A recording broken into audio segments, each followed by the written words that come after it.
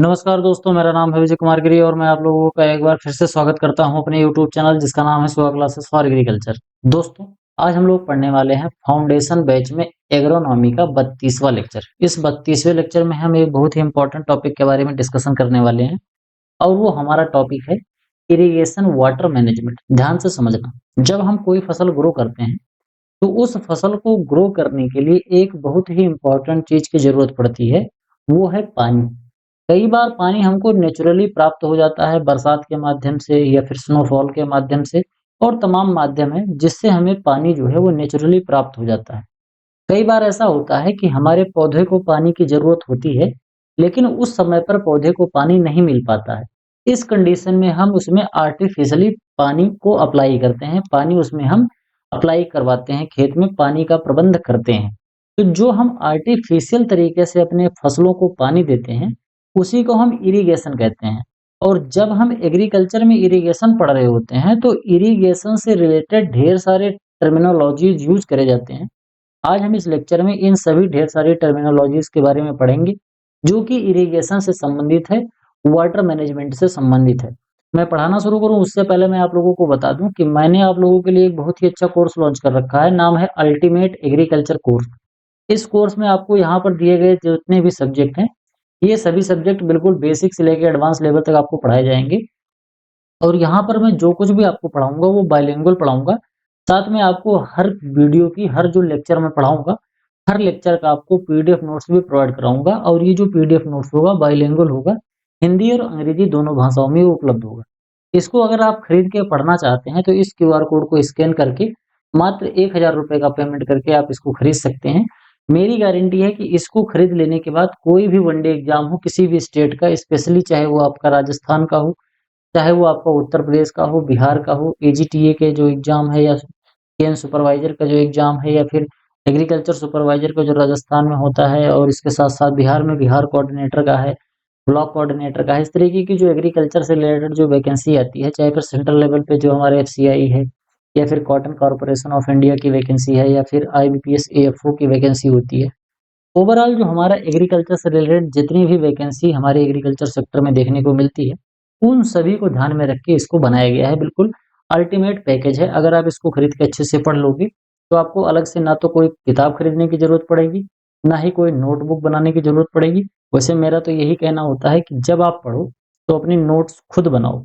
मैं आपको जो नोट्स प्रोवाइड करूंगा उस नोट्स की मदद से आप अपने नोट बनाओ और आराम से पढ़ो। इसको लेने के बाद आपको कहीं से कुछ भी खरीदने की जरूरत नहीं पड़ेगी, बिल्कुल टोटल गाइडेंस आपको यहाँ से प्रोवाइड कराया जाएगा। कोर्स से रिलेटेड अगर आपको अधिक जानकारी चाहिए तो मेरा व्हाट्सएप नंबर है 9792771793। मेरे इस व्हाट्सएप नंबर से आप संपर्क करके कोर्स से रिलेटेड जो भी आपको जानकारी प्राप्त करनी है वो प्राप्त कर सकते हो। चलिए अपने टॉपिक पर वापस आते हैं। टॉपिक हमारा क्या है? इरिगेशन। जब हम इरिगेशन की बात करते हैं तो सबसे पहले तो हमको इरिगेशन का कॉन्सेप्ट समझना होगा। इरिगेशन का कॉन्सेप्ट क्या होता है? जब कभी भी हम पानी को आर्टिफिशियली अपने खेत में अप्लाई करते हैं तो उसको हम क्या कहते हैं? इरिगेशन कहते हैं। ध्यान से समझना, हमारा कोई क्रॉप या कोई हमारा पौधा है या कोई ट्री है, जैसे हम बागवानी करते हैं या फिर एग्रो फॉरेस्ट्री कर रहे हैं, या हम कोई खेती कर रहे हैं, कोई फसल उगा रहे हैं, कोई फल उगा रहे हैं, या किसी फूल की खेती कर रहे हैं, किसी भी तरीके का क्रॉप का प्रोडक्शन कर रहे हैं हम, या फिर हम ट्री का प्रोडक्शन कर रहे हैं, अगर हम उसमें आर्टिफिशियल तरीके से पानी को देंगे तो उसको हम क्या कहेंगे? इरिगेशन कहेंगे। जो बरसने वाला पानी होता है उसको कभी भी इरिगेशन में नहीं रखा जाता है। इस चीज को आप समझ लो। हिंदी में इसको क्या कहते हैं? इसको हम सिंचाई कहते हैं हिंदी में। इसके डेफिनेशन की बात करते हैं तो irrigation is the artificial application of water for the purpose of supplying moisture essential to plant growth. इसको हैंसन एट अल ने 1980 में दिया था। उन्होंने बताया था कि पौधे में जो मॉइस्चर की जरूरत होती है, पौधे की अपनी ग्रोथ करने के लिए जो मॉइस्चर की जरूरत होती है, जब हम उस मॉइस्चर को पूरा करने के लिए आर्टिफिशियल तरीके से अपने खेतों को या पौधों को पानी देते हैं, तो उसी को हम क्या कहते हैं? इरिगेशन कहते हैं। यहाँ पर आपको एक चीज जरूर ध्यान रखना है कि हर जगह पर आर्टिफिशियल एप्लीकेशन ऑफ वाटर जरूर देखने को आपको मिलेगा। कभी भी हम अगर इरिगेशन की बात करेंगे तो वहां पर ये शब्द आपको जरूर देखने को मिलेगा, आर्टिफिशियल एप्लीकेशन ऑफ वाटर। ठीक, यानी कि ह्यूमन एप्लीकेशन ऑफ वाटर। जब हम अपनी तरफ से खेत में पानी देते हैं तो केवल उसी पानी को हम इरिगेशन कहते हैं। इसके अलावा अगर किसी भी तरीके से हमारे खेत में पानी आ रहा है तो उसको हम इरिगेशन नहीं कहते हैं। ये आर्टिफिशियल एप्लीकेशन हमारा जैसे नहर के माध्यम से हम सिंचाई करते हैं, ट्यूबवेल के माध्यम से हम सिंचाई करते हैं। इसके अलावा स्प्रिंकलर मेथड है, ड्रिप इरिगेशन मेथड है, तमाम तरीके के इरिगेशन के मेथड हैं, हम अप्लाई करते हैं। यही सब केवल और केवल इरिगेशन के अंतर्गत आते हैं। इसके अलावा अगर किसी अन्य माध्यम से खेत में स्वतः पानी आ रहा है, तो उसको हम इरिगेशन नहीं कहेंगे। जैसे कई बार बरसात होता है, चक्रवाती बरसात होता है, बेमौसम बरसात होती है, या फिर हिल स्टॉर्म आता है, या फिर कई बार ऐसा होता है हिमपात होता है, बर्फबारी होती है। तो इन सब के माध्यम से जो हमारे खेत में पानी आता है या हमारे पौधों को जो पानी प्राप्त होता है, उसको हम इरिगेशन नहीं कहते हैं। इस चीज़ को आपको अच्छे से समझ लेना है। अब हम यहाँ पर समझेंगे कि इरिगेशन का पर्पज़ क्या है? जैसे कि मैंने आप लोगों को अभी स्टार्टिंग में बताया था कि जब हम कोई भी फसल ग्रो करते हैं, कोई भी पौधा ग्रो करते हैं, तो उसको प्रॉपर तरीके से ग्रो होने के लिए पानी ज़रूरी होती है। क्यों ज़रूरी होता है? जैसे आदमी है या कोई जानवर है, इनको जब खाना खाना होता है, यानी कि जब इनके न्यूट्रिएंट की आपूर्ति इनको करनी होती है, तो इनके पास मुंह होता है। ये अपने मुंह के माध्यम से इनको जो एसेंशियल न्यूट्रिएंट की जरूरत होती है वो प्राप्त कर लेते हैं। इस तरीके का कोई भी मैकेनिज्म, इस तरीके का कोई भी चीज हमारे पौधों के अंदर नहीं पाया जाता है। यानी कि पौधों के अंदर मुंह नहीं होता है। पौधे अगर उसको कोई न्यूट्रिएंट चाहिए तो वो खुद नहीं ले पाएंगे। वो कैसे लेते हैं? पौधे के पास होती है जड़, पौधे के पास होती है पत्तियां, जिसके अंदर होते हैं रंध्र। तो पौधे क्या करते हैं? पानी को एब्जॉर्ब करते हैं और पानी के अंदर जो भी न्यूट्रिएंट घुल जाते हैं, वो न्यूट्रिएंट पौधे एब्जॉर्ब कर लेते हैं। ठीक, मैंने आप लोगों को सॉइल साइंस में पढ़ाया था कि जो भी पौधे होते हैं, ये पौधे जब न्यूट्रिएंट को एब्जॉर्ब करना होता है, तो एब्जॉर्ब होने से पहले जितने भी न्यूट्रिएंट हैं, ये सभी आयोनाइज्ड फॉर्म में आ जाते हैं। बोले तो आयन फॉर्म में ये सभी न्यूट्रिएंट उपलब्ध होते हैं और फिर ये आयन जो होते हैं, ये पानी के अंदर घुल जाते हैं, पानी इसके साथ अटैच हो जाते हैं और पौधे जब पानी को एब्जॉर्ब करते हैं, तो उन्हीं के साथ ये जो न्यूट्रिएंट होते हैं, पौधे में पहुँच जाते हैं। अब आप यहाँ पर समझ रहे होंगे कि जो भी न्यूट्रिएंट पौधे के अंदर जा रहा है, वो केवल और केवल पानी के माध्यम से जा रहा है और पानी अपने आप में हाइड्रोजन और ऑक्सीजन लिए हुआ न्यूट्रिएंट होता है। पानी के अंदर भी 2 न्यूट्रिएंट हाइड्रोजन और ऑक्सीजन जो पौधे के लिए ज़रूरी होता है, ये भी पाया जाता है। तो ओवरऑल ये है कि पौधे को किसी भी तरीके के न्यूट्रिएंट की ज़रूरत होगी, तो पौधा पानी के माध्यम से ही उस न्यूट्रिएंट को एब्ज़ॉर्ब करेगा। अब किसी चीज़ को पूरा करने के लिए पौधों को पानी की बहुत ज़्यादा ज़रूरत होती है। अब जब हम पानी देते हैं, तो इसी पर्पज़ को पौधे पूरा कर पाते हैं, ठीक? तो अगर नेचुरली पौधे को पानी मिलेगा तब तो कोई बात ही नहीं है, तब तो इरिगेशन का कॉन्सेप्ट ही नहीं आएगा। लेकिन अगर हम आर्टिफिशियल एप्लीकेशन ऑफ वाटर करते हैं, तो इरिगेशन आता है। तो यही जो उद्देश्य है, इसी उद्देश्य की पूर्ति करता है हमारा इरिगेशन वाटर। जैसे to add water to the soil for satisfying the moisture essential for plant growth। Plant की ग्रोथ के लिए जो भी मॉइस्चर एसेंशियल होता है, उन सभी मॉइस्चर की अवेलेबिलिटी को बढ़ाता है। ठीक, यानी कि पौधे को ग्रो करने के लिए एक जो प्रॉपर मॉइस्चर होना चाहिए, उसको अप्लाई करने के लिए, उस मॉइस्चर को सस्टेन करने के लिए कि हाँ इतना मॉइस्चर खेत में होना चाहिए, पौधों में होना चाहिए, उसकी पूर्ति के लिए हम इरिगेशन करते हैं। इसके अलावा crop insurance against short duration drought. अगर छोटे टाइम के लिए पौधे में सूखे की समस्या आ रही है, जैसे ध्यान से समझना, हमने यहाँ पर फसल की बुआई करी, ठीक, यहाँ पर हम फसल की बुआई कर रहे हैं और यहाँ पर हम फसल की कटाई करेंगे। बीच में मान लेते हैं कि इतना जो टाइम स्पैम है, इतने दूर, इतने दिन का जो टाइम स्पैम है, इसमें बरसात नहीं हो रही है और इसके बीच में पौधों को जीवित रहने के लिए मॉइस्चर की जरूरत है, तो इसमें हम इरिगेशन कर देते हैं। जैसे कई बार ऐसा होता नहीं है कि खरीफ के सीजन में हमने सिंचाई नहीं करी और बरसात भी नहीं हो रही है, तो हमारी फसल सूखने लगती है। तो उस कंडीशन में हम क्या करते हैं कि थोड़ा-थोड़ा सिंचाई कर देते हैं कि जिससे बरसात जब तक नहीं हो रही, तब तक पौधा हमारा जीवित रह जाए। तो उस चीज़ की भी पूर्ति हो जाती है। इसके अलावा जैसे पौधे होते हैं, जैसे हम लोग होते हैं, जब हमको गर्मी लगती है तो हम छाँव में चले जाते हैं, पंखा चला लेते हैं, कूलर, एसी में चले जाते हैं। ठंडी लगती है तो हम कपड़े पहन लेते हैं, ढेर सारे ऊनी कपड़े पहन लेते हैं जिससे हमारी बॉडी का टेम्परेचर मेंटेन रहता है। इस तरीके से अपने बॉडी का टेम्परेचर मेंटेन करने के लिए पौधों के पास कोई मैकेनिज्म नहीं होता है। तो पौधे अपने आप का टेम्परेचर कैसे मेंटेन करते हैं? तो पौधे मेंटेन करते हैं अपने अंदर के पानी को तेजी से इवापोरेट कर कर। इससे पौधे सस्टेन कर पाते हैं बहुत ढेर सारी गर्मी को, बहुत ढेर सारी ठंडी को। ये पौधों को क्या करता है? ठंडा रखने का काम करता है। इसके अलावा more favourable environment for plant growth, और प्लांट के ग्रोथ के लिए एक मोर फेवरेबल एनवायरनमेंट देता है।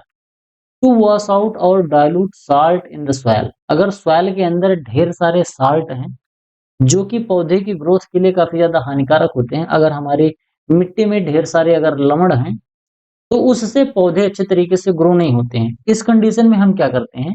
इस कंडीशन में हम मिट्टी में सिंचाई करते हैं। जब हम सिंचाई करते हैं तो वो जो लवण है यानी जो साल्ट है वो पानी के अंदर घुल जाते हैं, और जब वो इन्फिल्ट्रेट करके नीचे जाता है पानी, तो उसी के साथ-साथ साल्ट भी हमारा नीचे चला जाता है, तो मिट्टी जो हमारी होती है, वहाँ पर साल्ट का कंसंट्रेशन घट जाता है। इसके अलावा हम ड्रेनेज के माध्यम से भी साल्ट को निकाल देते हैं।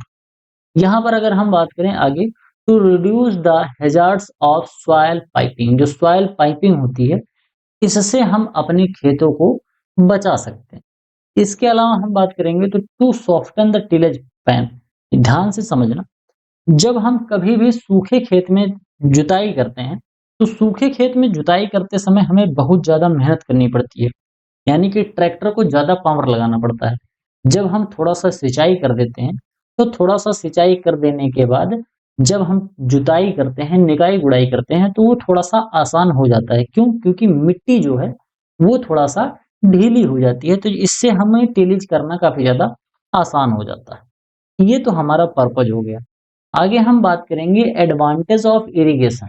जब हम इरिगेशन करते हैं तो उससे हमें लाभ क्या-क्या होता है? एक तो ये लाभ होता है कि हमारे फूड का प्रोडक्शन इंक्रीज हो जाता है, ठीक? और इसके अलावा हम इतने बड़ी पॉपुलेशन को अपने खाना खिला पाते हैं। अगर हम इरिगेशन ही नहीं करेंगे तो हमारा प्रोडक्शन होगा ही नहीं। इसके अलावा इरिगेशन जो होता है वो इंश्योर करता है एक stable production in traditional dry land farming system subjected to frequent vagaries of vagaries of rainfalls. ध्यान से समझना इसमें क्या कह रहा है।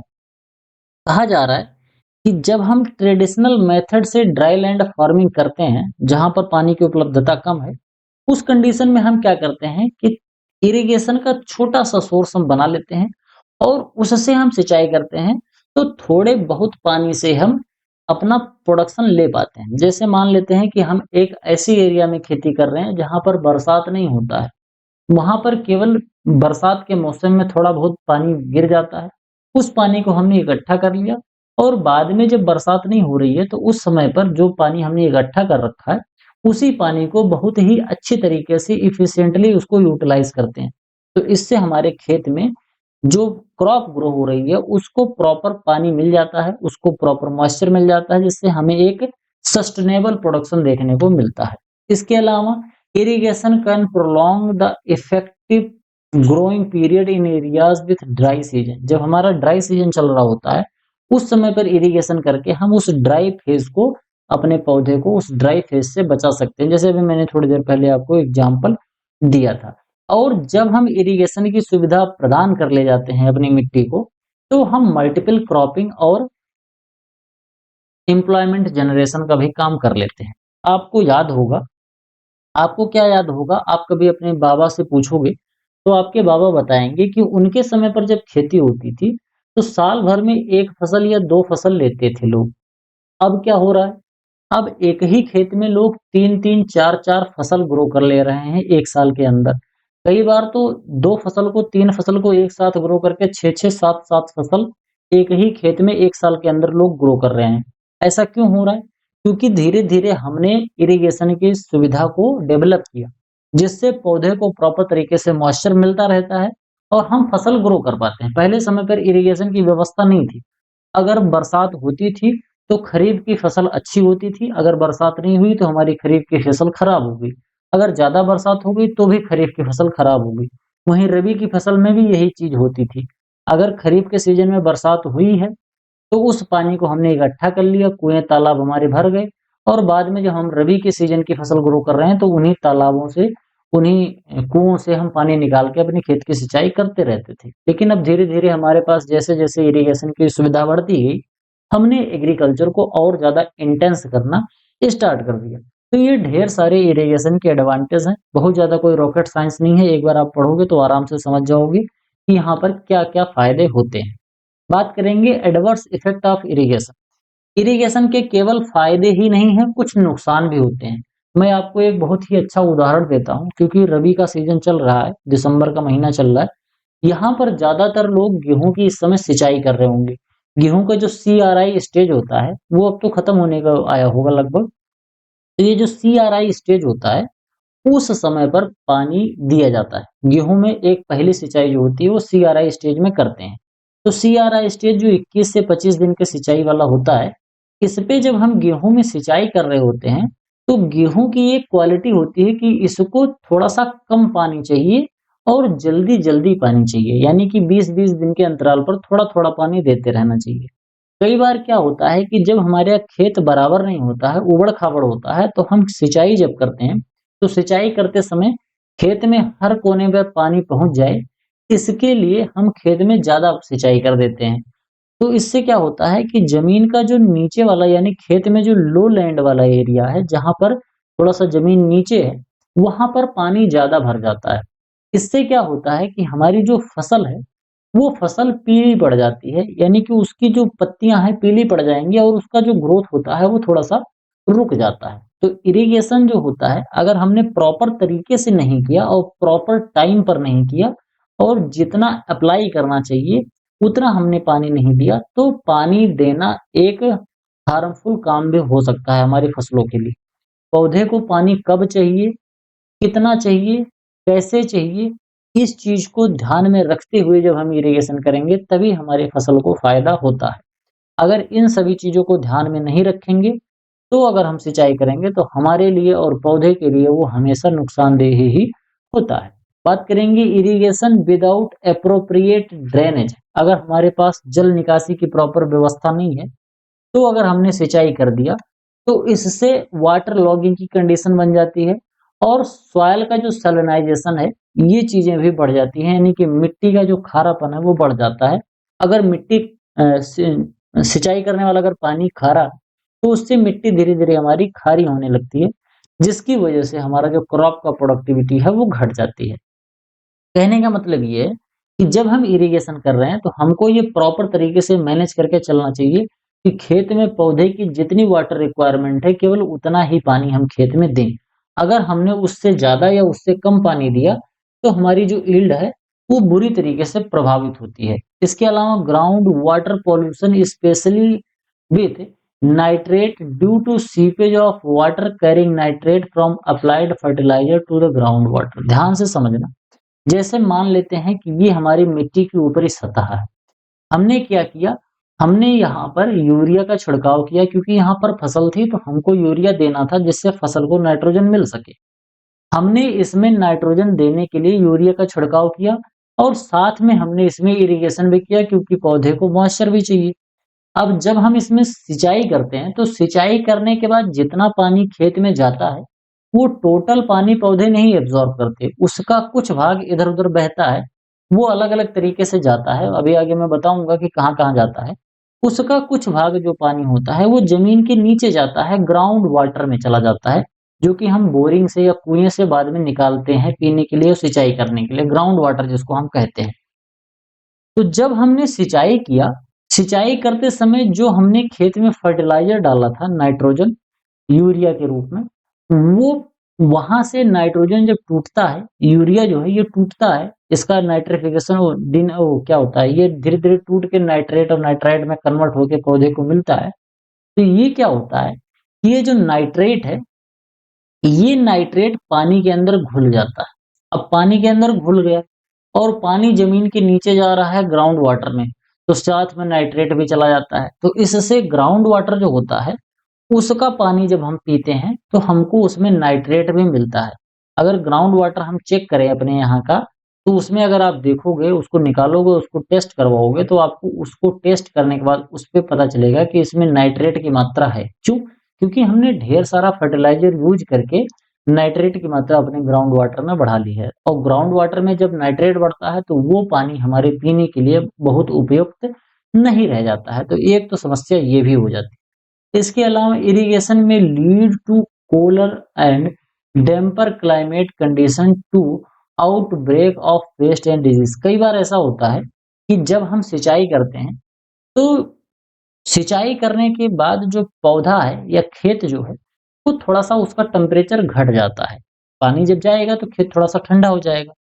जब खेत थोड़ा ठंडा होता है और पानी बढ़ता है, तो अगल-बगल का वातावरण जो कि बहुत ज़्यादा गर्म है, वहाँ के जो इंसेक्ट पेस्ट होते हैं, वो ठंडी जगह पर भाग के आते हैं, जब बहुत ज़्यादा गर्मी पड़ती है। जैसे हमको बहुत ज़्यादा जब गर्मी लगती है, मई-जून के महीने में, तो हम छाँव खोजते हैं। उसी तरीके से जो इंसेक्ट पेस्ट हैं, वो भी ठंडा ठंडाई मतलब खोजते हैं कि जहाँ उनको ठंडा मिले, वहाँ हम चले जाएँ ज़्यादा से ज़्यादा। तो जब हम सिंचाई करते हैं, तो कई बार ऐसा होता है कि बहुत ढेर सारे इंसेक्ट और पेस्ट जो होते हैं, वो आकर्षित हो जाते हैं उस लो टेम्परेचर और पानी से। इस वजह से जब हम सिंचाई करते हैं, तो कई बार ऐसा होता है कि इंसेक्ट पेस्ट लगने की जो संभावना है, वो बढ़ जाती है। तो ऐसी भी प्रॉब्लम अपने को देखने को मिलती है। तो यहाँ तक तो बात हमने कही इरिगेशन की, उसके फ़ायदे की, उसके नुकसान के, उसके उद्देश्यों की। अब यहाँ पर हम बात करेंगे इरिगेशन में कौन-कौन से टर्म्स का यूज़ किया जाता है। जब हम खेत में पानी देते हैं, तो वो पानी अलग-अलग तरीके से अलग-अलग नाम से जाना जाता है। जब हमारे खेत में पानी जाता है, तो खेत में पानी जो जा रहा है, वो पानी खेत में किस तरीके से यूज़ हो रहा है, कैसे कहाँ जा रहा है, उसको अलग-अलग भाषा में अलग-अलग कहा जाता है। एक-एक करके मैं आपको समझाता हूँ। प्रेसिपिटेशन यहाँ पर आप देख रहे होंगे, लिखा है प्रेसिपिटेशन। प्रेसिपिटेशन क्या है? जल का जल का किसी भी रूप में किसी भी रूप में रूप में पृथ्वी की क्या पृथ्वी की ऊपरी सतह पर ऊपरी सतह पर गिरना क्या कहलाता है? गिरना प्रेसिपिटेशन कहलाता है। ठीक, क्या कहलाता है? प्रेसिपिटेशन कहलाता है। ठीक, मैं लिख के इसीलिए नहीं पढ़ाता हूँ, क्योंकि लिखने में बहुत ज़्यादा टाइम लगता है। जब जल किसी भी रूप में पृथ्वी की ऊपरी सतह पर गिरता है, तो उसको हम प्रेसिपिटेशन कहते हैं। अब आप समझो कि जल कौन-कौन से फॉर्म में गिरता है। जल गिरता है बूंद के रूप में। कैसे? बूंद के रूप में गिरता है। इसके अलावा हिम के रूप में गिरता है। इसके अलावा बर्फ के रूप में गिरता है। ठीक? बर्फ के रूप में गिरता है। अलग-अलग तरीके से हमारे पृथ्वी की ऊपरी सतह पर जल जो है वो गिरता है। जैसे बड़े-बड़े जो ग्लेशियर बन रहे हैं, वो हिमपात की वजह से बन रहे हैं। हमारे भारत में ठंडी के समय पर जब रबी का सीजन चल रहा होता है, तो इसमें फरवरी-मार्च के महीने में और जनवरी, फरवरी, मार्च के महीने में जब बरसात होती है, तो कई बार पत्थर पड़ते हैं, तो हिमपात उसको कहा कहा जाता है। इसके अलावा बरसात होती है, तो पानी बूँद के रूप में आता है। तो इन सभी को मिलाकर क्या कहा जाता है? प्रेसिपिटेशन कहा जाता है। तो पानी क्या हुआ? प्रेसिपिटेशन के माध्यम से पृथ्वी की ऊपरी सतह पर गिर गया। यहाँ तक समझ गए? पानी क्या हुआ? पृथ्वी की ऊपरी सतह पर ये गिरा। अब जब पानी गिरता है, तो कई बार ऐसा होता है कि जो पेड़-पौधे होते हैं, उस पे आके अटक जाता है और फिर वहाँ से गिरता है। तो जब पानी ऊपर से बरसात के रूप में गिर रहा है और वो पेड़-पौधों से टकरा कर उसमें फँस के फिर बाद में नीचे गिर रहा है, तो उसको क्या बोलते हैं? उसको इंटरसेप्शन बोलते हैं। ठीक? तो प्रेसिपिटेशन आप समझ गए, इंटरसेप्शन आप समझ गए। अब पानी क्या हुआ? आकाश से पेड़ और पेड़ से फिर ज़मीन पर आके गिर गया। अब जब ज़मीन पर पानी गिरेगा, तो वो पानी अलग-अलग तरीके से करेगा। क्या होगा? सबसे पहले तो पानी जब मिट्टी पे पड़ेगा और मिट्टी बिल्कुल सूखी हुई है, आप ये मान के चलो कि मिट्टी जो है, वो बिल्कुल सूखी हुई है। तो जैसे ही पानी पड़ेगा, तो पानी मिट्टी उसको सोखने लगेगी पानी को। तो पानी को जब वो सोखेगी तो इनफिल्ट्रेशन होगा। क्या होगा? इनफिल्ट्रेशन होगा। इसमें क्या होता है? पानी ऊपरी लेयर से नीचे वाली लेयर में जाता है। जब हम इसकी डेफिनेशन की बात करते हैं तो उसमें लिखा होता है from the upper layer of the soil to lower layer of the soil in unsaturated condition, यानी कि मिट्टी अच्छे तरीके से अभी संतृप्त नहीं हुई है। बरसात हुआ लेकिन मिट्टी जितना पानी अपने अंदर अवशोषित कर सकती थी उतना अवशोषित नहीं कर पाई, उससे पहले ही पानी नीचे जाने लगा। यानी कि आपको बहुत तेजी से प्यास लगी हो और आपके मुंह में कोई पानी उड़ेलने लगे और बहुत तेजी से उड़ेले, तो आप एक लिमिट से ज्यादा तेज पानी नहीं पी पाओगे, तो क्या होगा, पानी कुछ बाहर गिरने लगेगा। तो वो जो पानी बाहर गिरने लगा है उस पानी को हम क्या कहेंगे, इनफिल्ट्रेशन कहने लगते हैं। समझ गए यहां तक बात? इनफिल्ट्रेशन समझ गए, इंटरसेप्शन समझ गए, प्रेसिपिटेशन समझ गए। अब हम बात करेंगे परकुलेशन की। यहाँ पर इनफिल्ट्रेशन में क्या होता है, movement of water from lower layer to from upper layer to lower layer. इसको अगर हम लिखें, infiltration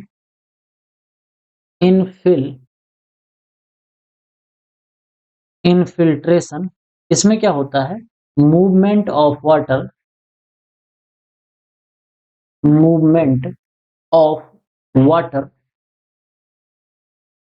from upper layer to lower layer of the soil in unsaturated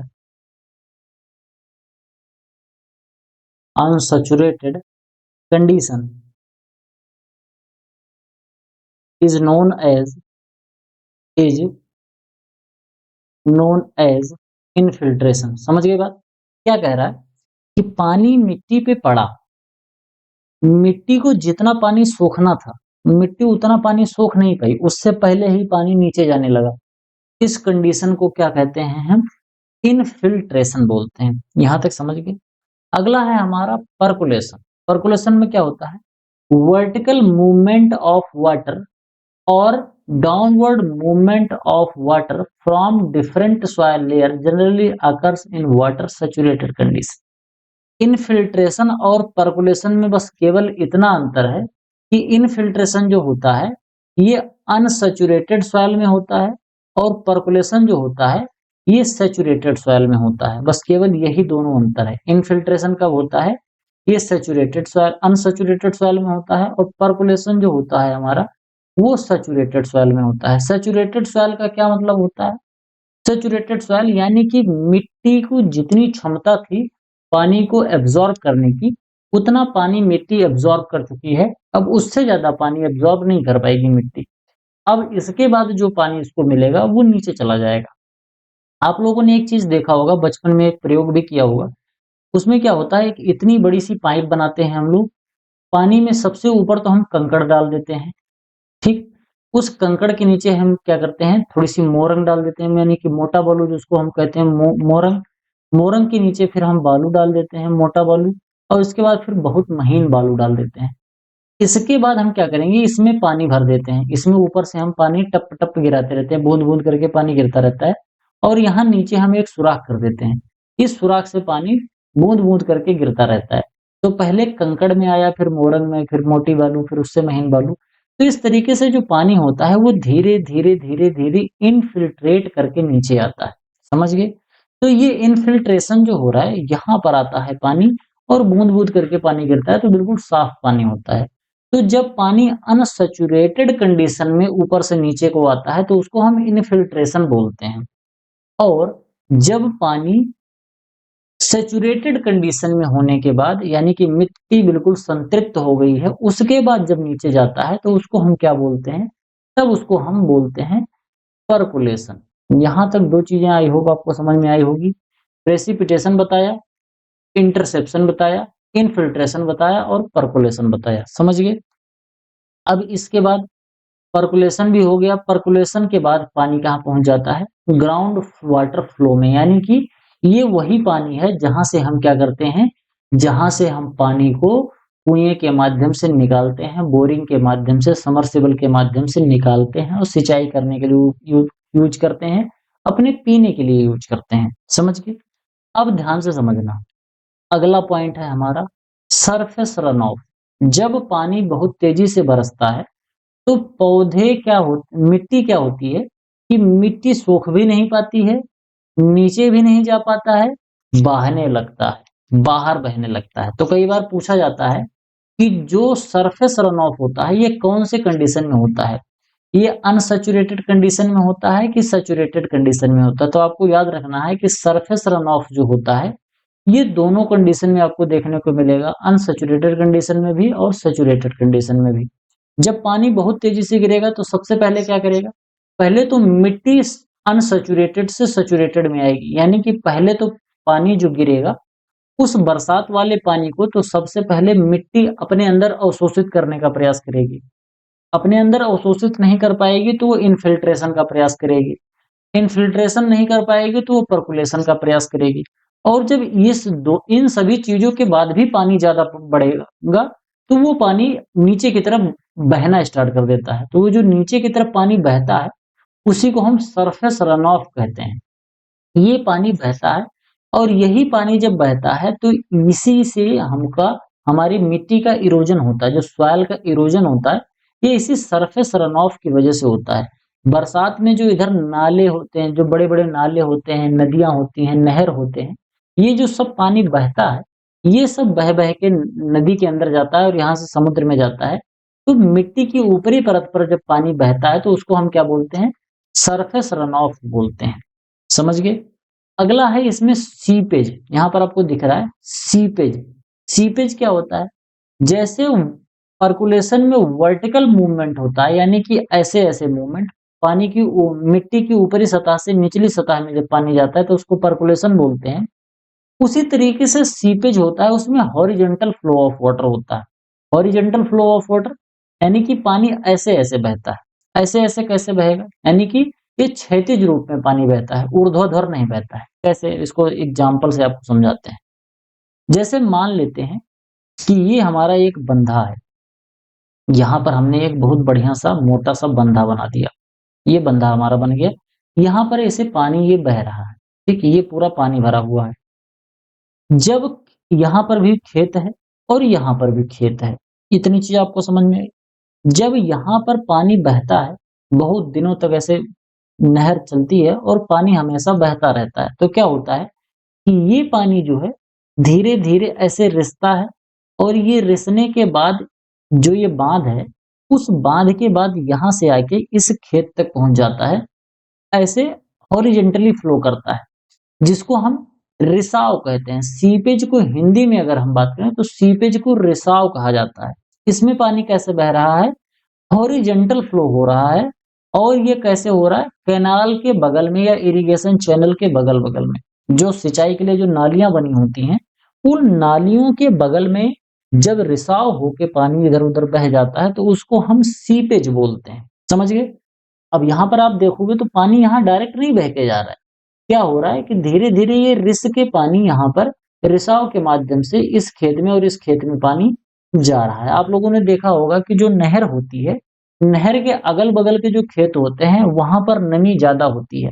क्यों? क्योंकि सीपेज की वजह से ढेर सारा पानी वो हॉरिजॉन्टली फ्लो होकर उन खेतों में जाता रहता है, इसी वजह से वहां नमी ज्यादा होती है। अगला है हमारा क्या, एक शब्द आता है लीचिंग। लीचिंग, इसमें क्या होता है, लीचिंग में होता है जब पानी अपने साथ ढेर सारे न्यूट्रिएंट को घोल लेता है। क्या कर देता है, वाटर जो है, वाटर अपने साथ जो बरसात का पानी है या इरिगेशन वाला जो पानी है, जब अपने साथ ये ढेर सारे न्यूट्रिएंट को घोल लेता है और घोलने के बाद ये जमीन के नीचे चला जाता है तो उसी को हम लीचिंग बोलते हैं। यहां तक आई होप आपको अच्छे से समझ में आया होगा। एक बार इसको क्विकली मैं रिवाइज कर देता हूँ। प्रेसिपिटेशन क्या होता है, जल का किसी भी माध्यम से पृथ्वी की ऊपरी सतह पर गिरना क्या कहलाता है, प्रेसिपिटेशन। चाहे वो वर्षा के रूप में आए, चाहे फॉग के रूप में आए, कोहरे के रूप में आए, ओस के रूप में आए, इसके अलावा चाहे वो हिमपात के रूप में आए, चाहे बर्फबारी के रूप में आए, वो सभी क्या कहलाएगा? परकोलेशन कहलाएगा। जब आसमान से पानी नीचे की तरफ गिरता है, गिरने से पहले अगर वो किसी पेड़-पौधे से टकराता है, टकराने के बाद फिर मिट्टी में मिट्टी में आके गिरता है पृथ्वी की ऊपरी सतह पर, तो इसमें जो बीच में जो टकराता है उसको इंटरसेप्शन बोलते हैं।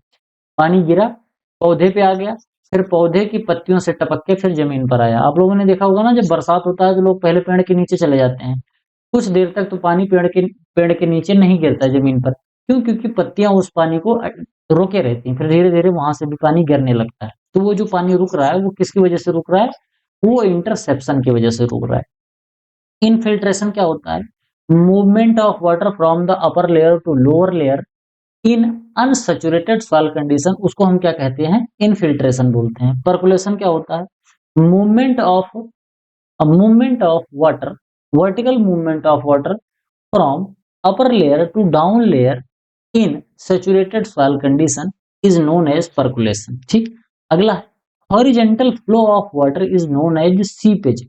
इसके अलावा सरफेस रन ऑफ, मिट्टी की ऊपरी परत पर जब पानी बहने लगता है तो उसको हम क्या बोलते हैं? Surface run of. कई बार क्वेश्चन पूछा जाता है कि इनमें से कौन सा जो है वो सैचुरेटेड कंडीशन में होता है। तो आपको याद रखना है कि जो परकोलेशन होता है ये सैचुरेटेड कंडीशन में होता है, सीपेज जो होता है ये भी सैचुरेटेड कंडीशन में होता है, सरफेस रन ऑफ अनसैचुरेटेड और सैचुरेटेड दोनों कंडीशन में हो सकता है, इनफिल्ट्रेशन जो होता है ये अनसैचुरेटेड कंडीशन में होता है। आई होप आपको यहाँ तक बात समझ में आई होगी जो मैंने आप लोगों को बताने का प्रयास किया। रन ऑफ मैंने बता ही दिया। आगे हम बात करेंगे पडलिंग।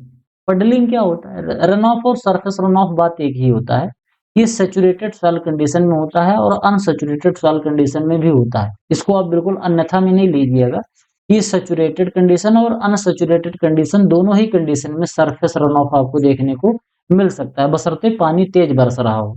अगर तेजी से बरसेगा तो पानी बहने लगेगा, वो अनसैचुरेटेड कंडीशन में भी बहने लगता है, उसमें बहुत ज्यादा लोड लेने की बात नहीं है। सैचुरेशन ऑफ द सॉइल और अनसैचुरेशन ऑफ द सॉइल दोनों कंडीशन में आपका ये पानी मिट्टी के ऊपरी परत से होके बहने लगता है।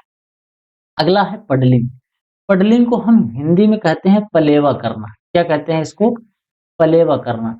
जब हम धान की बुआई करते हैं, धान की रोपाई करते समय हमको पडलिंग करने की जरूरत पड़ती है। धान की रोपाई करते समय हमें पडलिंग की जरूरत पड़ती है। यहाँ पर आपको दिख रहा होगा खेत में 5 सेंटीमीटर पानी भर दिया जाता है और फिर इसमें रोटावेटर या कल्टीवेटर से खेत की जुताई करी जाती है, जिससे सॉइल का जो स्ट्रक्चर है वो बिल्कुल ही डैमेज हो जाता है और बाद में इसमें हम आराम से ट्रांसप्लांटिंग कर पाते हैं, जिससे पौधे बहुत जल्दी से जड़ पकड़ लेते हैं और इनकी रीग्रोथ जो होती है बहुत तेजी से होने लगती है।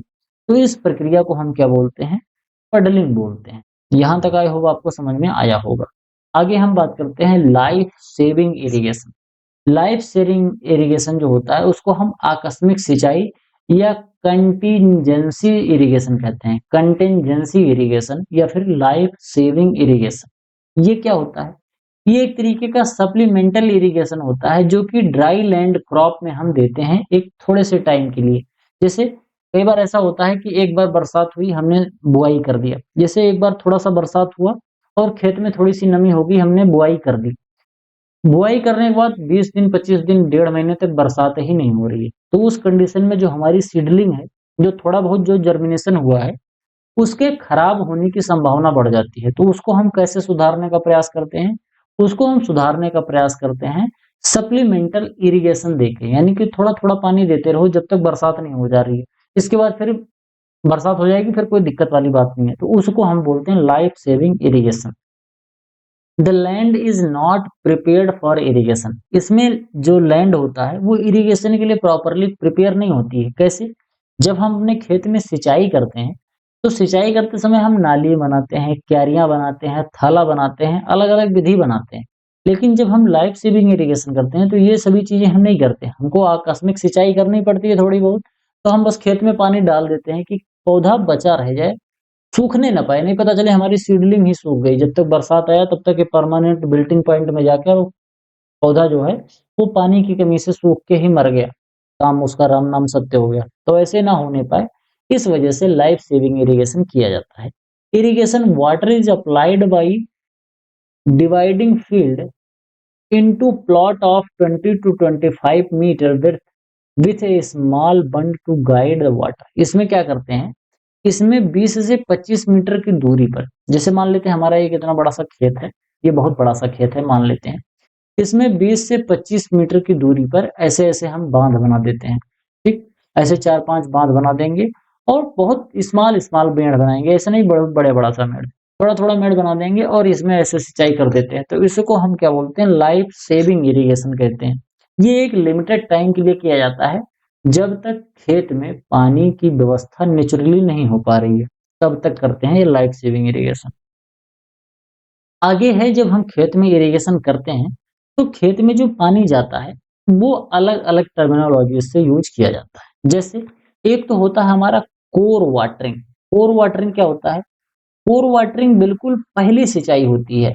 द फर्स्ट वाटरिंग जो होती है, the first watering of a crop is known as kor watering. जैसे मान लेते हैं कि हमने क्या कर दिया, हमने प्याज है, ठीक, हम एग्जाम्पल लेते हैं किसका, प्याज का एग्जाम्पल लेते हैं। प्याज की नर्सरी बिल्कुल तैयार है, हमने क्या किया, प्याज की नर्सरी को लेके गए और इसकी हमने रोपाई कर दी। ठीक, अब हम जब इसकी रोपाई करेंगे प्याज की नर्सरी की, तो उस कंडीशन में हमको थोड़ा सा सिंचाई करने की जरूरत पड़ेगी। अगर हम थोड़ी सी सिंचाई नहीं करेंगे तो जो नर्सरी हमने ट्रांसप्लांट करी है वो सूख जाएगी। तो इसको हम क्या बोलते हैं, कोर वाटरिंग। कोई भी जब हम ट्रांसप्लांटिंग करते हैं, जैसे फूल गोभी है, पत्ता गोभी है, टमाटर है, प्याज है, इसके अलावा हमारा मिर्च है, बैगन है, इन सभी की जब नर्सरी से उखाड़ के हम इसको मेन फील्ड में लगाते हैं, तो लगाते टाइम ही हम थोड़ी सी पानी उसमें देते हैं, थोड़ा सा पानी, उसी को हम कोर वाटरिंग कहते हैं। इसके अलावा जैसे हमारा गेहूं है, मक्का, ज्वार, बाजरा है, इनकी जो पहली सिंचाई होती है, जर्मिनेशन हुआ, जर्मिनेशन के बाद जब इसमें हम पहली सिंचाई करते हैं उसको हम कोर वाटरिंग कहते हैं। यहां तक बात समझ में आई। अगला पॉइंट होता है duty of water. Duty, delta और बेस पीरियड, ये तीनों पॉइंट आपको अच्छे से समझने हैं। समझते हैं कैसे कैसे। ड्यूटी ऑफ वाटर में सबसे पहले आपको यह समझना है कि वॉल्यूम और quantity of water required for irrigation to bring a crop to maturity. ध्यान से समझो क्या बोल रहा है। ड्यूटी ऑफ वाटर, जैसे मान लेते हैं कि एक क्या है, एक पुलिस वाला है, एक क्या है, एक पुलिस वाला है। पुलिस वाले की ड्यूटी क्या है, इतना बड़ा जो एरिया है, इतने बड़े एरिया में किसी भी तरीके की जो चोरी हो रही है उसको रोकना, किसी भी तरीके की जो गैर कानूनी गतिविधियां हो रही है उसको रोकना। तो पुलिस वाले की ड्यूटी क्या है, इतने एरिया के अंदर किसी भी तरीके की कोई भी इलीगल एक्टिविटी हो रही है तो उसको रोकना, तो ये पुलिस की ड्यूटी हो गई। इसी तरीके से जब हम वाटर की ड्यूटी बात करते हैं, यानी कि ड्यूटी ऑफ वाटर की बात करते हैं, तो हम बात करते हैं कि कितने वॉल्यूम ऑफ वाटर की जरूरत है किसी एक एरिया को, किसी एक क्रॉप को उसके बुआई से लेके और मैच्योरिटी तक पहुंचने के लिए कितने पानी की जरूरत पड़ती है, उसको हम वॉल्यूम में मेजर करते हैं। ठीक, जैसे 50 घन मीटर पानी की जरूरत पड़ती है, 200 घन मीटर पानी की जरूरत पड़ती है, इस तरीके से हर क्रॉप को ग्रो करने के लिए पानी की जरूरत पड़ती है। तो किसी भी क्रॉप को ग्रो करने के लिए फ्रॉम सोइंग टू मैच्योरिटी, बिल्कुल सोइंग से लेके मैच्योरिटी तक के बीच में किसी भी पौधे को, किसी भी क्रॉप को जितने वॉल्यूम ऑफ वाटर की जरूरत पड़ती है उसको हम क्या बोलते हैं, ड्यूटी ऑफ वाटर कहते हैं। समझ गए, ये किस में आता है, ये हमेशा वॉल्यूम में नापा जाता है। समझ गए, वॉल्यूम में इसका मेजरमेंट हम करते हैं। यहाँ पर हम बात करेंगे ड्यूटी को कैसे निकाला जाता है। तो ड्यूटी को निकालने का एक फॉर्मूला होता है 8.64 multiplied by base period, base period upon delta. ठीक, क्या होता है, डेल्टा। इसी को हम क्या बोलते हैं, इसी को हम बोलते हैं duty of water, duty of water. एक बार मैं फिर से बताता हूं, ड्यूटी ऑफ वाटर क्या मतलब होता है, वॉल्यूम और quantity of water required for irrigation to bring a crop from germination to maturity. कोई भी क्रॉप जो है उसको बुआई के बाद से मैच्योरिटी के पहले तक जितने वॉल्यूम ऑफ वाटर की जरूरत पड़ती है उसको हम ड्यूटी ऑफ वाटर कहते हैं। ये पानी की जरूरत होती है, ठीक। ड्यूटी ऑफ वाटर को जल उपयोग दक्षता कहते हैं, ठीक। जल उपयोग दक्षता। जैसे मुझे अपने जीवन में 50 लीटर पानी की जरूरत है। मैं जब से पैदा हुआ हूं और जब तक मैं मर नहीं जाऊंगा तब तक मैं 50 लीटर पानी पीऊंगा। तो मेरी ड्यूटी ऑफ वाटर कितना है? मेरा ड्यूटी ऑफ वाटर है 50 लीटर। समझिए, इसी तरीके से हर क्रॉप का ड्यूटी ऑफ वाटर अलग अलग होता है। सबसे मेन चीज, इसको वॉल्यूम में मेजर किया जाता है। वॉल्यूम में, क्वांटिटी में इसको मेजर करते हैं, लीटर में, घन मीटर में इसको मेजर किया जाता है। पीछे 2000 लीटर की टंकी, 5000 लीटर की टंकी, तो ये हम इसमें मेजर करते हैं। किसमें? इसको हम मेजर करते हैं हमेशा वॉल्यूम में, कि एक फसल को ग्रो करने के लिए कितना पानी की जरूरत होती है। तो उसको हम क्या बोलते हैं? Duty of water. अब ड्यूटी ऑफ वाटर जब हम निकालते हैं तो इसमें हमको एक चीज देखने को मिलता है, 8.64। ये एक कांस्टेंट वैल्यू होती है क्रॉप के लिए। अब इसके अलावा इसमें आपको देखने को मिल रहा है बेस पीरियड। ये बेस पीरियड क्या होता है इसको मैं आपको बताता हूँ। बेस पीरियड ऐसा डेज होता है जिसमें इरिगेशन वाटर सप्लाई करी जाती है किसी भी क्रॉप को। जैसे मान लेते हैं हमने धान, जैसे यहाँ पर हम बात कर लेते हैं कि हमने गेहूं की फसल को बुआई करी। अब गेहूं की फसल को हमने यहाँ पर बुआई कर दी और यहाँ पर हम हार्वेस्ट कर रहे हैं। इतने दिनों तक हमारी गेहूं की फसल है। इसके बीच में हमको 6 बार सिंचाई करने की जरूरत पड़ेगी। कितने दिन की फसल है? मान लेते हैं कि टोटल 120 दिन की फसल है। तो यहाँ पर पहली सिंचाई तो हम यहाँ करेंगे, कम से कम 20 से 25 दिन बीत जाने के बाद सिंचाई करेंगे, और अंतिम वाली जो सिंचाई है वो यहाँ करेंगे। हार्वेस्टिंग से 20 से 25 दिन पहले हम सिंचाई करना बंद कर देते हैं। तो 20 से 25 दिन हमारा इधर छूट गया और 20 से 25 दिन हमारा इधर छूट गया। समझ गए? तो टोटल मिला के हमने कितना छोड़ दिया? लगभग लगभग 40 से 45 दिन हमारा छूट गया। 120 दिन में से 40 दिन अगर हमारा छूट गया तो बचा कितना? 80 दिन बचा।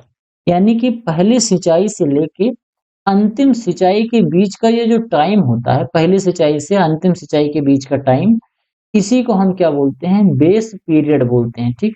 बेस पीरियड, द पीरियड या days during which irrigation water is supplied to the crop. यहाँ से लेके इतने के बीच में ही पानी दिया गया है, इसके बाद पानी नहीं दिया गया, क्योंकि यहाँ पर हमने पानी दे दिया, उसके बाद फिर खेत धीरे धीरे पानी खत्म हो जाएगा, मिट्टी सूख जाएगी और हार्वेस्टिंग का टाइम भी आ जाएगा, हम हार्वेस्ट कर लेंगे फसल को।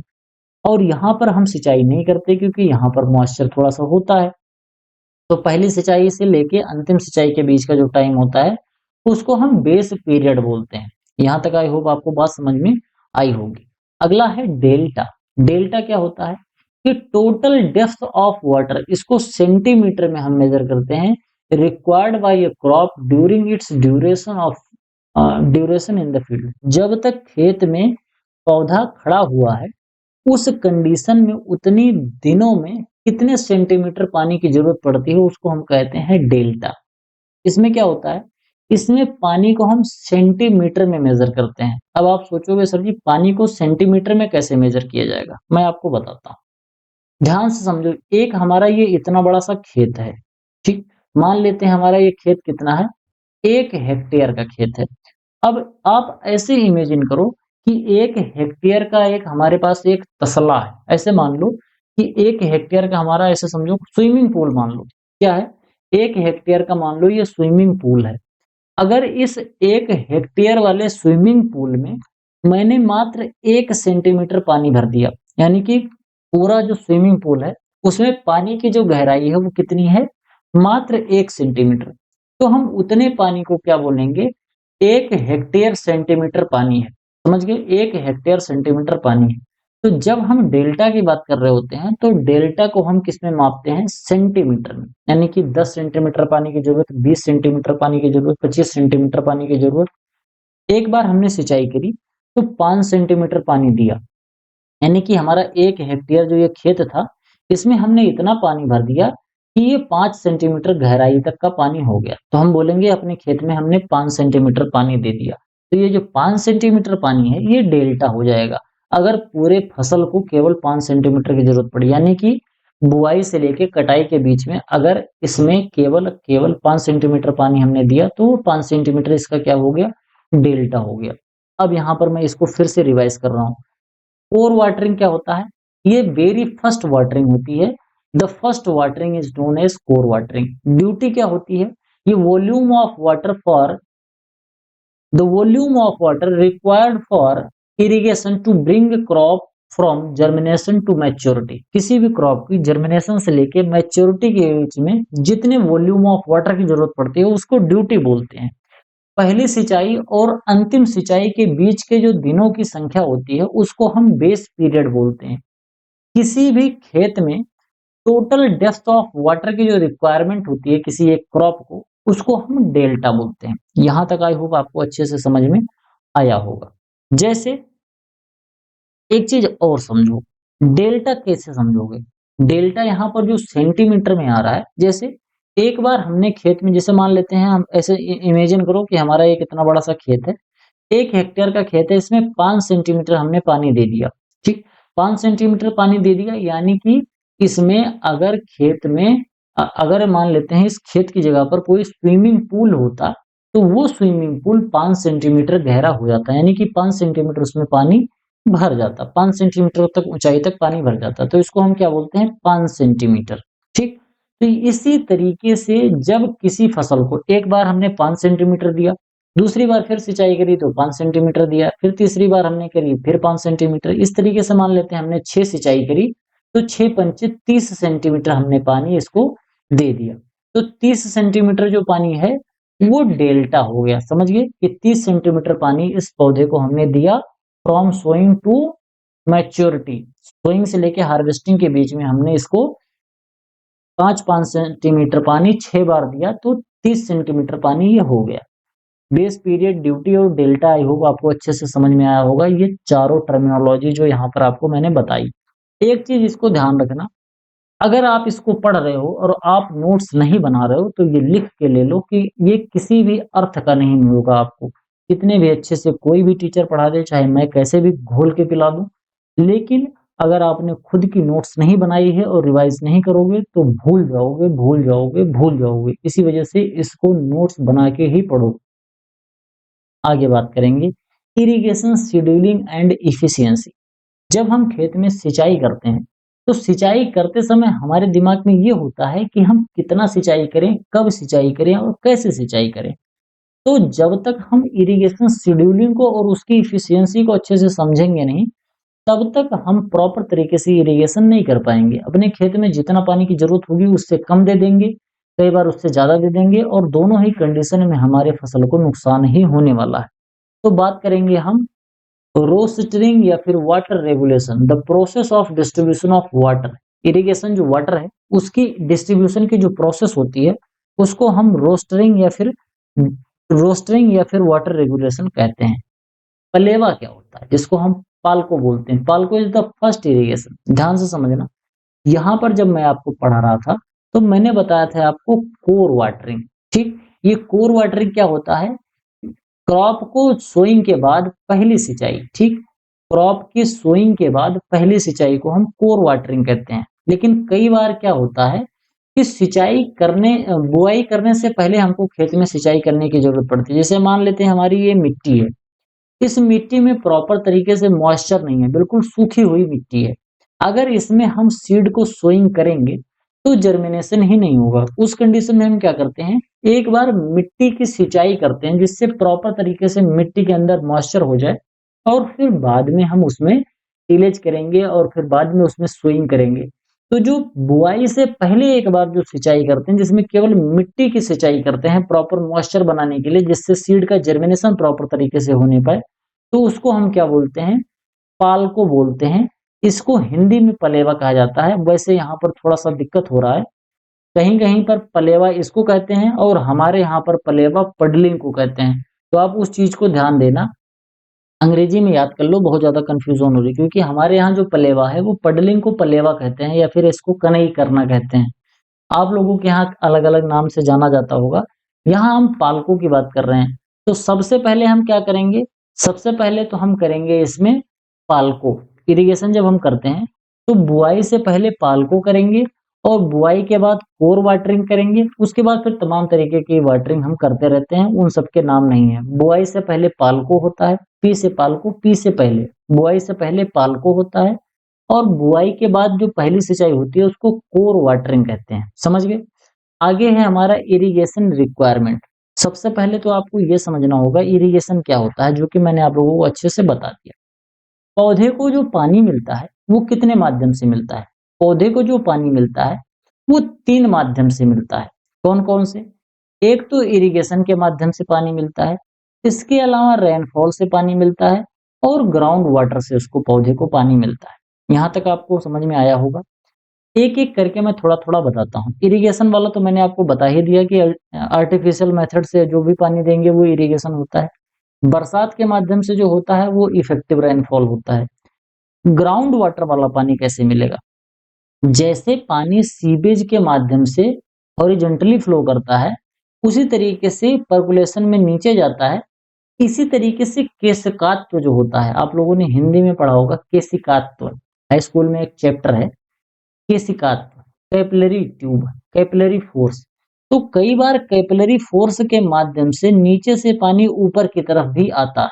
ठीक?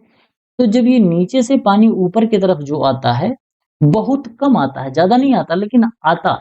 उसी पानी को हम ग्राउंड वाटर बोलते हैं। ये वो वाला पानी नहीं है जो हम बोरिंग से निकाल के सिंचाई करते हैं, बिल्कुल नहीं। ये वो वाला पानी तो फिर इरिगेशन वाटर में आ जाएगा, वाटर इरिगेशन में आ जाएगा, इसमें आ जाएगा। यहाँ पर हम बात कर रहे हैं ग्राउंड वाटर की, जो कि केशिकात्व के द्वारा, कैपिलरी पोर के द्वारा नीचे से ऊपर आता है। बहुत कम मात्रा में आता है लेकिन आता है।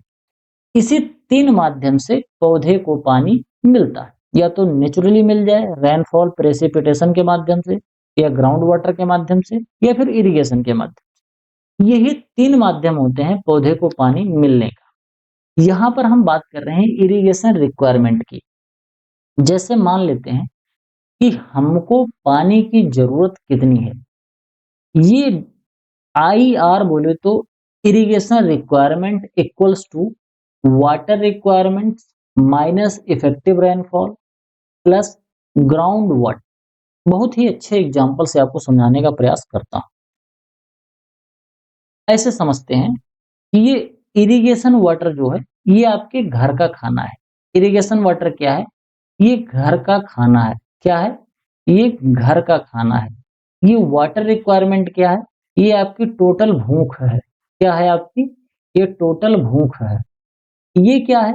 ये आप जो चले गए हो कहाँ पे खाने, ये आप चले गए हो शादी में, बिना बुलावे के जो आप खाने चले गए हो, शादी में खाने चले गए।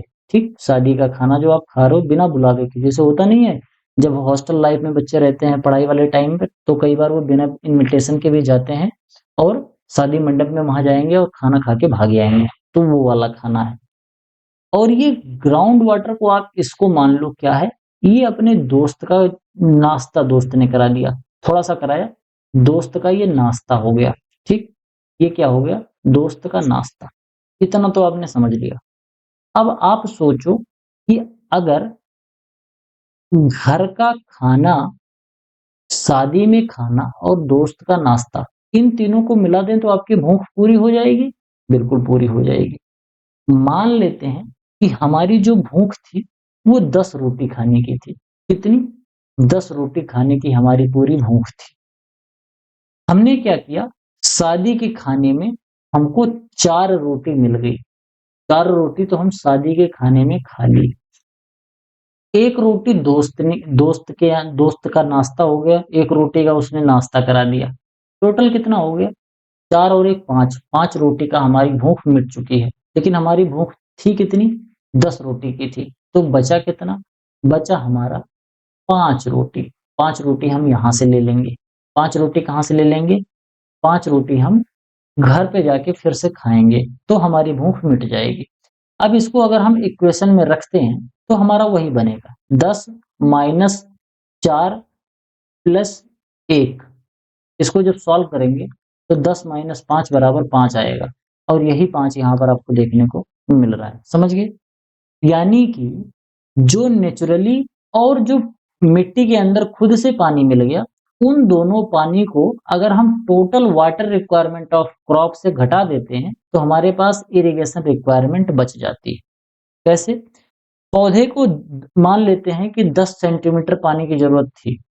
10 सेंटीमीटर पानी में उसको 4 सेंटीमीटर पानी तो बरसात के माध्यम से मिल गया, तो घटेगा ना पानी की रिक्वायरमेंट।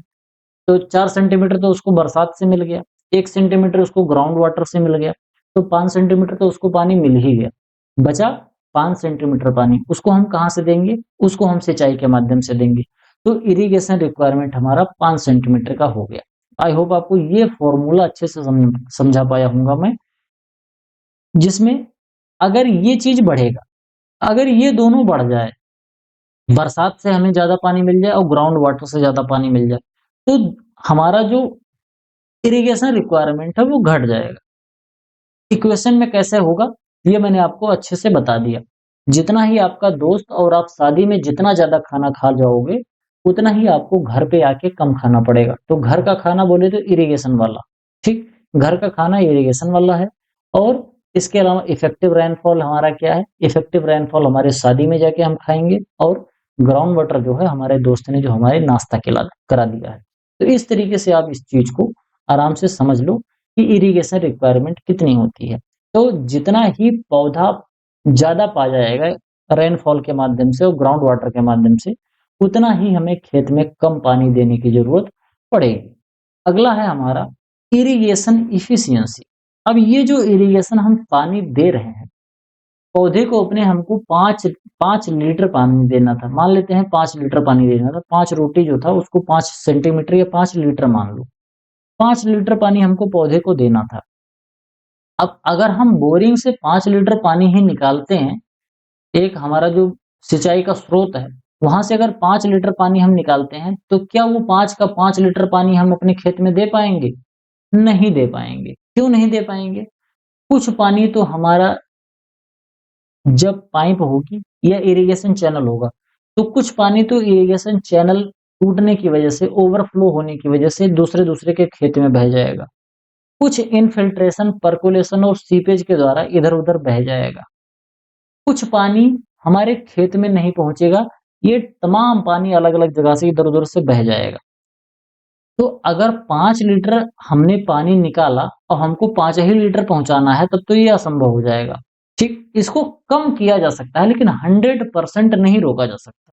कुछ ना कुछ नुकसान होगा। ये बहुत बड़े स्तर पे हो रहा है, नहीं तो आप सोचो कि सर जी मैंने तो मोटर लगा दिया, सबमर्सिबल लगा दिया, बिल्कुल एक बूंद पानी गिर नहीं रहा है, हमारे खेत में चला गया। तो आपने बिल्कुल मिनिमाइज़ कर लिया, बिल्कुल 100% एफिशिएंसी आपने बना ली। लेकिन ऐसा नहीं हो पाता। नहर से जब पानी आता है, तो नहर का पानी जो होता है, बरसात के माध्यम से पानी का वाष्पीकरण धूप के माध्यम से पानी का वाष्पीकरण हो रहा है, पानी उड़ जा रहा है हवा में भाप बन के। सीपेज के द्वारा, इन्फिल्ट्रेशन के द्वारा, पर्कुलेशन के द्वारा, इन सब के द्वारा भी पानी हमारा लॉस हो रहा है। इसके अलावा अगर कहीं बांध कट गया नहर का, तो उससे भी पानी हमारा बह जाता है। तो इन सभी चीज़ों को कम करने के लिए हमको क्या करना होगा? 5 लीटर पानी चाहिए, तो हमको यहाँ से 6 लीटर पानी अपने खेत से निकालना पड़ेगा। 6 लीटर अपने स्रोत से निकालना पड़ेगा। 6 लीटर पानी यहाँ से हम लेके निकले, तो अपने खेत को हम 5 लीटर पानी दे जाएँगे। हमारा यही हमेशा उद्देश्य होना चाहिए कि हम यहाँ से जितना पानी निकाल रहे हैं, उतना ही पानी यहाँ पर हम लेके जा पाएँ। अगर 6 लीटर पानी निकाल रहे हैं, तो हम 6 का 6 लीटर पानी यहाँ तक लेके जा पाएँ, जिससे हमारा वाटर जो एफिशिएंसी है वो बढ़ेगी।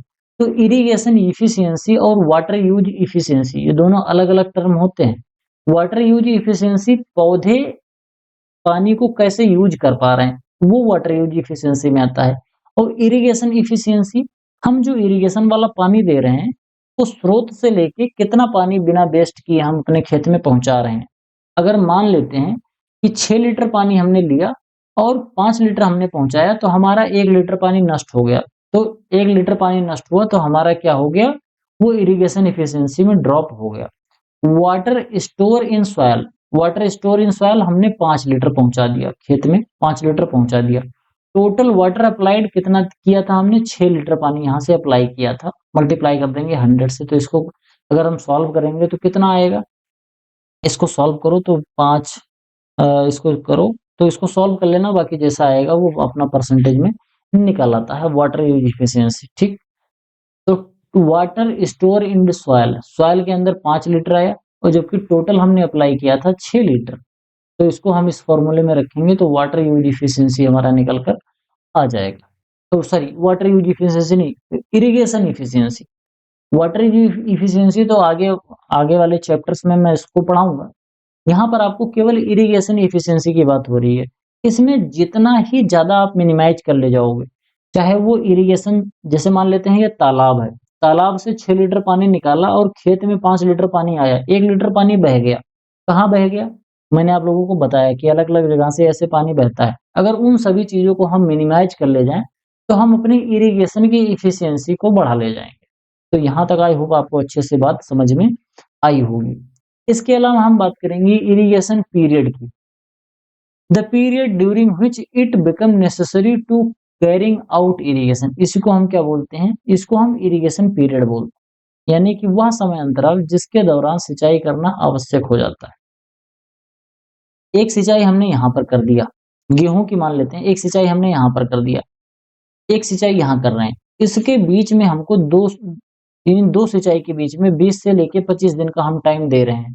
तो ये 20 से 25 दिन, ये जो टाइम है, ये 20 से 25 दिन वाला टाइम, इसी को इरिगेशन पीरियड बोलते हैं। यानी कि एक इरिगेशन से दूसरे इरिगेशन के बीच का जो टाइम होता है उसी को हम इरिगेशन पीरियड बोलते हैं। इसका फॉर्मूला क्या होता है? इसका फॉर्मूला होता है net irrigation require upon peak use rate.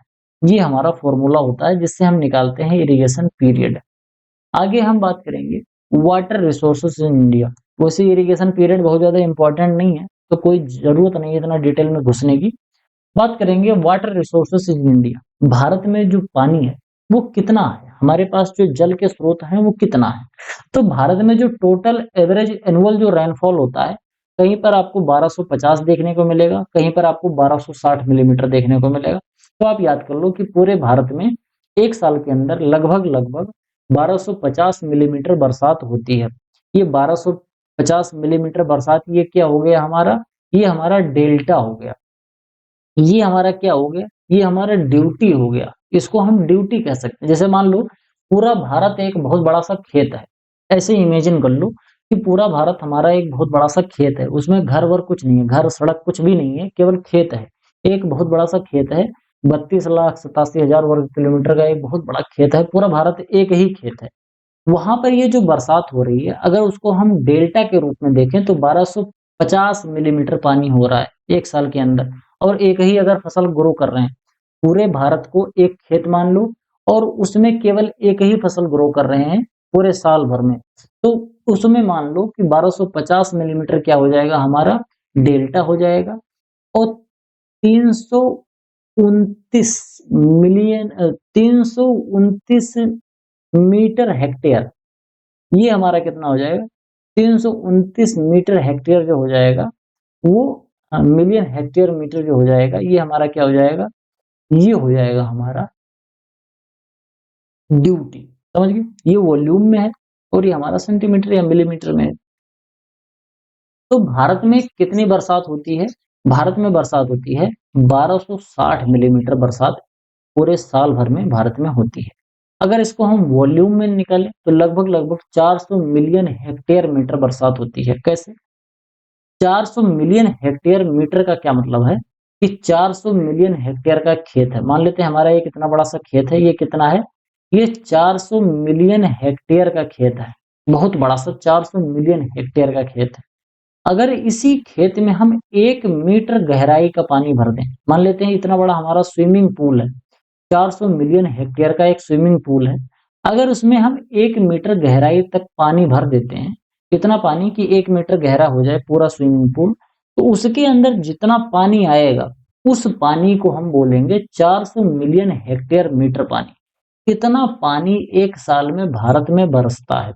अगर इसको हम मिलीमीटर में देखें तो 1260 मिलीमीटर पानी भारत में बरसता है। यहाँ तक आपको बात समझ में आई होगी।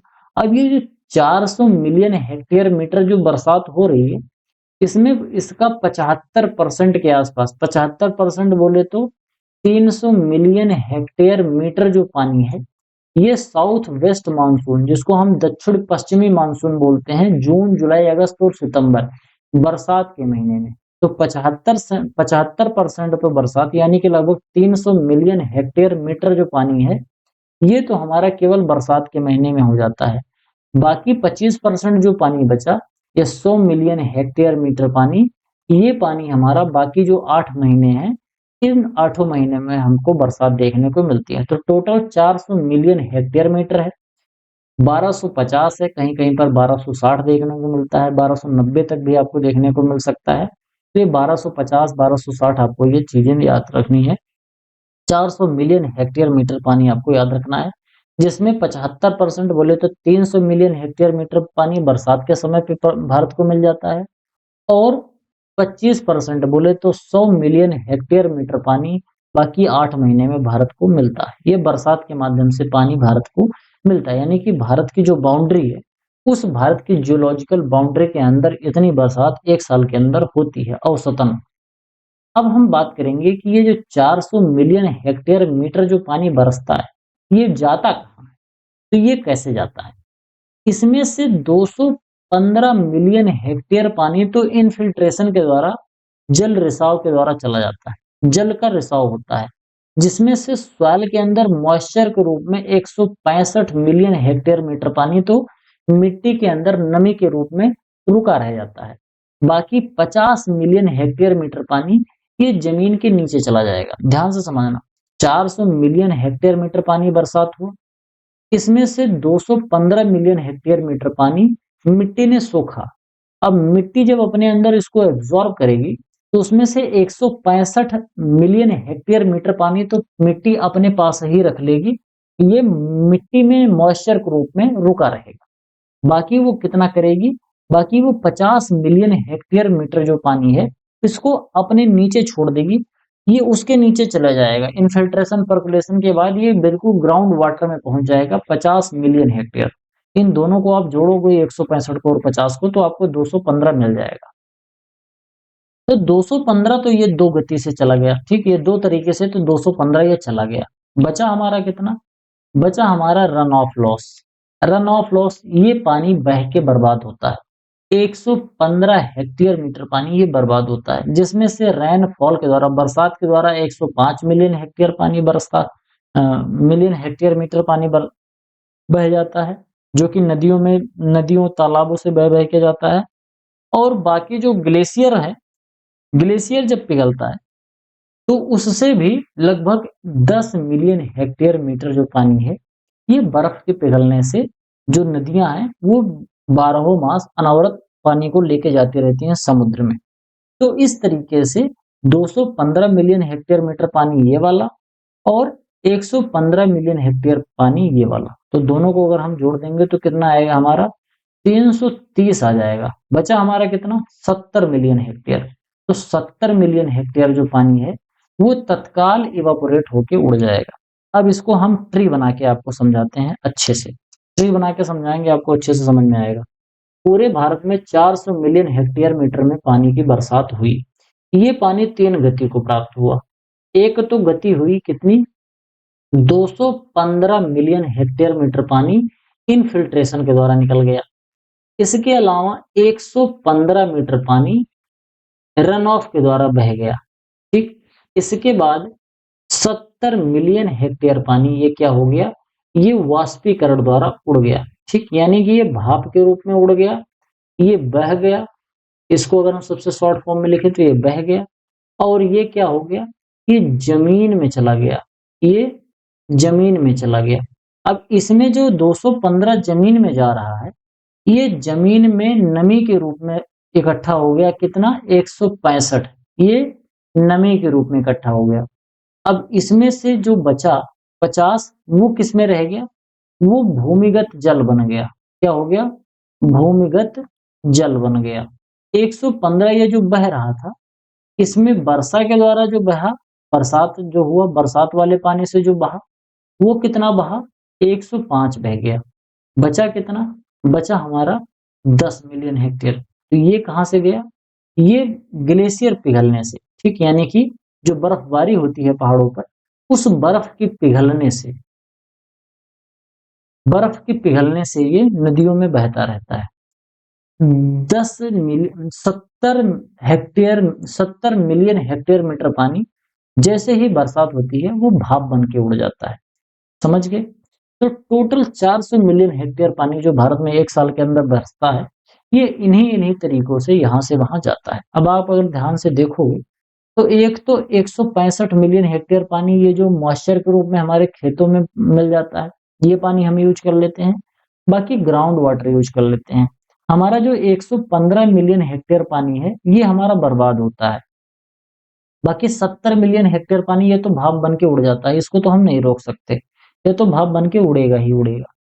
बचा 115 मिलियन हेक्टेयर मीटर, इसको हम रोक सकते हैं। कैसे?